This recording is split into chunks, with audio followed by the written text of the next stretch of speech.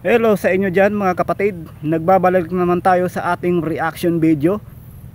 So medyo matagal-tagal na rin tayong hindi nakakapag-reaction video mga kapatid. Mula kasi yung araw, bilyon-bilyon daw ang mga taong hindi naniniwala sa huling babala ng ating Panginoong Hesus ngayong 2024. Oy, gusto nating malaman to mga kapatid kung ano ba ang huling babala ng ating Panginoong Hesus ngayong 2024.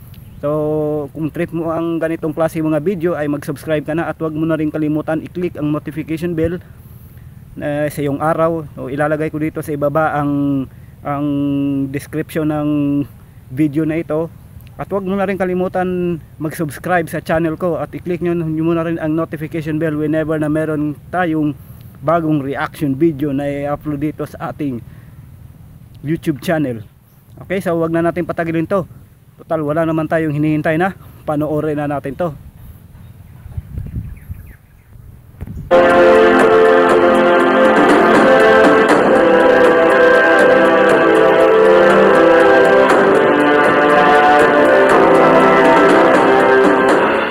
Sa aklat ni Mateo, Kabanata 24, versikulo 34, matapos sabihin ni Jesus sa kanyang mga apostol ang mga tanda ng katapusan ng panahon patungo sa kanyang pangalawang pagdating, sinabi ni Jesus, "Katotohanan sinasabi ko sa inyo, hindi mawala ang lahing ito hanggat hindi pa natutupad ang lahat ng mga bagay na ito."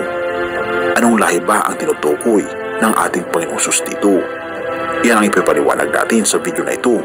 Ngunit bago iyon, siguraduhin nakasubscribe ka kaibigan sa ating channel at naklik ang bell icon para hindi mo malampasan ang mga susunod na mga videos na talaga namang magbibigay sa atin ng lalong pagkamangha sa salita ng ating Panginoong Diyos. By the way, bago natin ituloy, aling henerasyon sa palagay mo ang tinutukoy ng ating Panginoong Hesus at bakit? I-share mo naman sa comment section ang iyong opinion. Salamat kaibigan.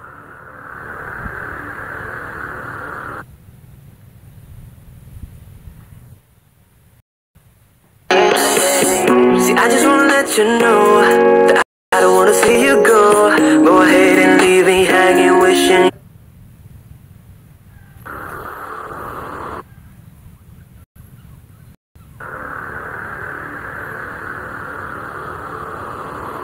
May mga kritiko na nagsasabing ang tinutukoy ng ating Panginoong Hesus ay ang henerasyon ng mga apostol noong unang siglo, Anyo Domini, at ito raw ay nagpapalabas na hindi mapagkakatiwalaan ang Biblia dahil iyon ay nangyari 2,000 years na ang nakakaraan at narito pa rin tayo. Ngunit maaring madaling itanggi ang alikasyong iyon dahil sinabi ng ating Panginoong Hesus na walang nakakaalam kung kailan siya babalik, tulad ng nakasaad sa Mateo Kabanata 24, versikulo 36. Natapwat tungkol sa araw na yaon at oras wala nang makakaalam ni ang mga anghel sa langit kundi ang Ama lamang. At sa versikulo 44, sinabi ng ating Panginoong Hesus, "Kaya't lagi kayong maging handa, sapagkat darating ang Anak ng Tao sa oras na hindi nyo inaasahan." Kaya't hindi maaaring tinutukoy ni Hesus ang henerasyon ng mga apostol, sapagkat magkakaroon ng pagtutol sa kanyang mga sinasabi.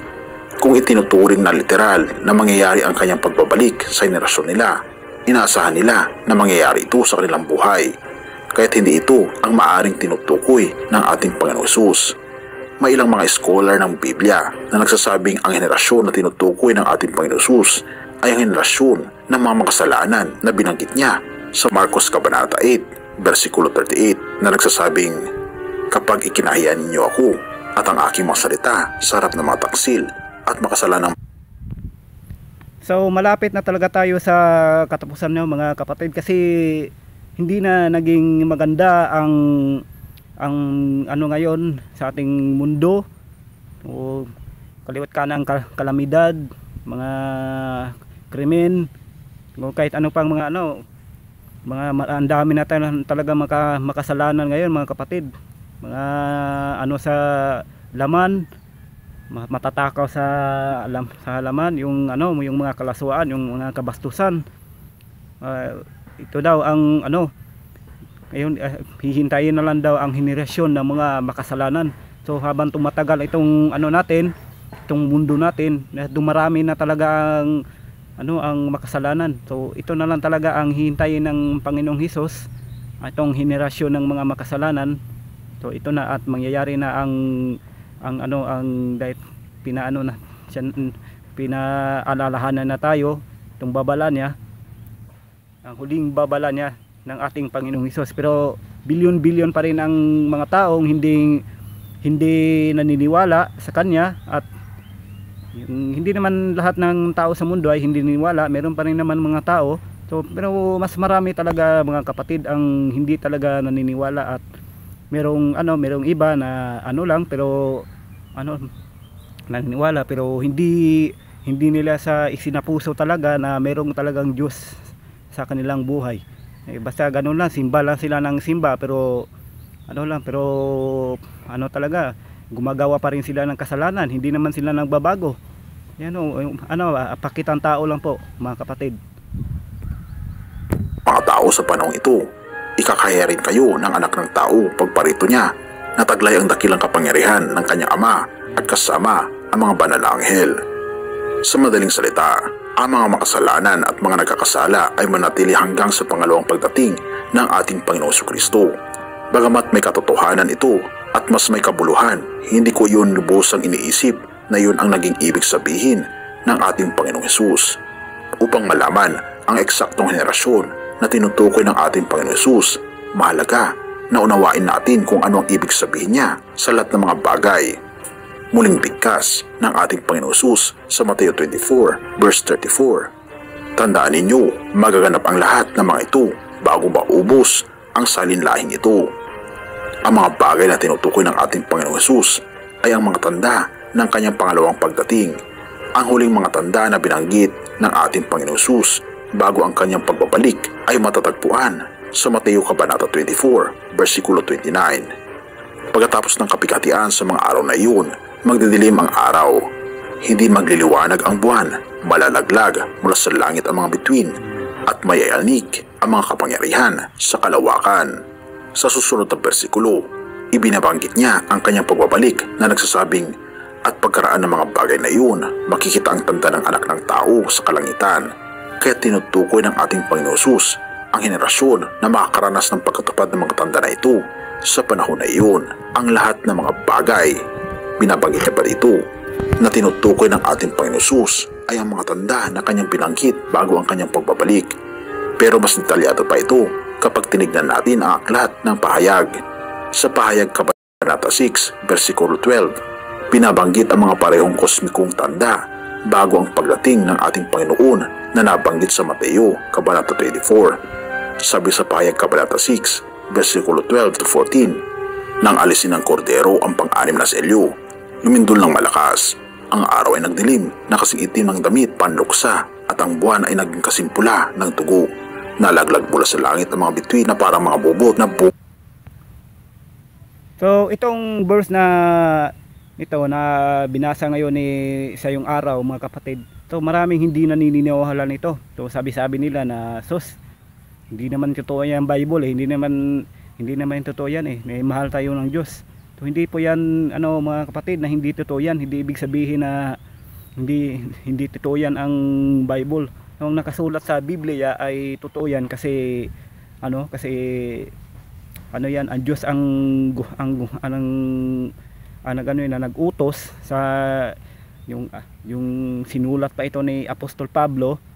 So merong Diyos na sa kanya, yung Diyos Ama natin na sa kanya para isulat itong mga mangyayari sa mga kahuling araw. Yung maraming hindi naniniwala nito mga kapatid na itong ganito, sobrang nakakatakot ito mga kapatid sa huling araw. So hindi pa ngayon sa siguro pag wala na ako, so wala na rin ang kapag nagkapamilya ako, wala na rin ang mga matagal pa to mga kapatid, matagal pa talaga.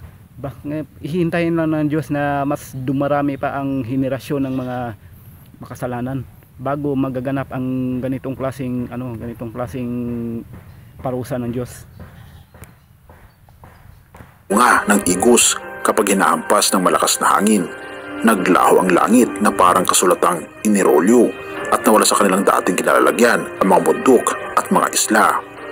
Kung magpapatuloy ka sa pagbabasa, makakabanggit din ito tungkol sa mga hindi nagbabalik loob na nagtatago sa mga kagubatan. para takasan ang presensya ng ating Panginoon. Ito ay nagpapahiwatig na ang henerasyon na tinutukoy ng ating Panginoon Jesus ay mabubuhay sa panahon ng ika-6 na tatak. Pero mas detalyado pa ito dahil may isang tanda na binanggit sa pahayag Kabanata 6, versikulo 12, na wala sa Mateo Kabanata 24, versikulo 29, at ito ay ang malupit na lindol. Alam mo bang nabanggit din ang malupit na lindol sa huling 7 salot sa pahayag Kabanata 16, versikulo 17 to 18. Ito ay nagsasabing, pagkatapos nito, ibinuhos ng ika-7 anghel ang laman ng hawak niyang mangkok sa himpapawid, at may nagsalita ng malakas mula sa tronong nasa templo na ganap na, kumidlat, kumulog, at lumindol ng napakalakas. Ito ang pinakamalakas na lindol mula pa nang likain ang tao dito sa lupa. Sa kabilang banda, ang henerasyong tinutukoy ng ating Panginoon Jesus ay ang henerasyon na makakaranas ng pagkatupad ng lahat ng mga tanda na patungo sa kanyang pagbabalik, kasama na ang malupit na lindol na nabanggit sa huling 7 salot. Alam mo bang tayo ay kasalukuyang nabubuhay sa ika-6 na tatak? Ang 7 huling salot ay huhulog sa lalong madaling panahon at babalik na ang ating Panginoong Hesus. Ang tanong ay, handa ka ba, kaibigan? Kung hindi pa at nais mong maging handa, kailangan mong tanggapin ang ating Panginoong Hesus bilang iyong Panginoon at nakapagligtas. Purihin ang ating Panginoong Diyos at salamat, kaibigan, sa iyong panonood. Tayo manalangin. Ama naming banal, makapangyarihan naming Diyos, amin pong itinatalaga ang aming buhay sa inyo ngayon. Sinusuko po namin ang aming buong pagkatao sa aming Panginoong Kristo na siyang aming tagapagligtas. Tulungan kami, Panginoon, na maging matatag at magkaroon ng pananampalataya na mas malalim habang kami, Panginoon, ay pumupunta sa huling kapanahunan. Gabayan kami, Panginoon, hanggang sa kawakasan ng mundong ito at tulungan kaming ihanda ang lahat ng mga tao sa aming paligid upang sila rin ay maging handa. Purihin ka, o aming Panginoong Diyos, at patawarin po kami sa lahat ng aming pagkukulang at pagkakasala, pagkat ito ay aming samutiling sa matamis na pangalan ng aming Panginoon Jesus. Amen.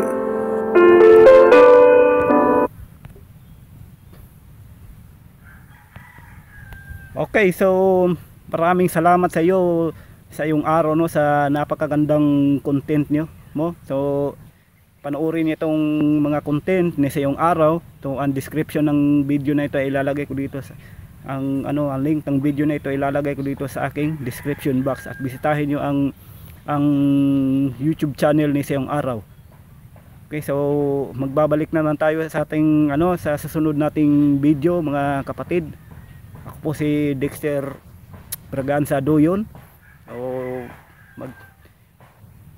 magbabalik tayo sa ating reaction video sa susunod na araw, at mag-iingat kayo palagi, pagpalain kayo ng may kapal, at peace out.